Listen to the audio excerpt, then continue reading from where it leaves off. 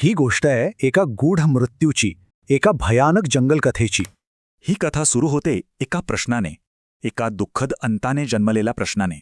चला तर मग त्या रात्री नक्की काय घडलं ते पाहूया. सगळीकडे शांतता होती, पण एका भयानक घटनेचा पुरावा मागे उरला होता. हे सगळं का घडलं त्यासाठी आपल्याला आदल्या रात्री जावं लागेल. सुरुवात झाली एका विचित्र आवाजाने, ज्याने सगळ्या प्राण्यांना सावध केलं. आणि मग काहीतरी अघटित घडलं, जे पहिल्यांदा एका वाघाने पाहिला. वाघाने सगळ्यांना धोक्याची सूचना दिली, एक भयंकर इशारा.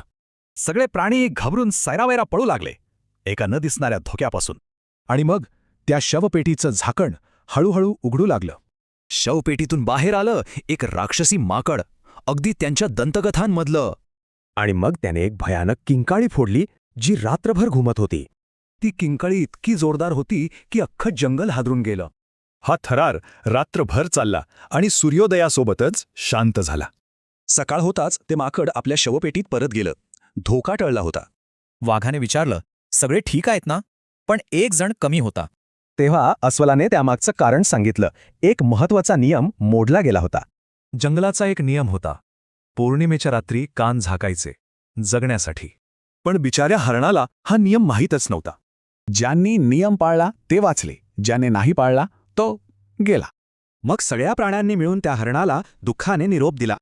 ही कथा जंगलाच्या कठोर नियमांची आठवण करून देते, एक धडा शिकवते. तर मग जंगलाचा खरा नियम कोणता? शक्ती की शहाणपण?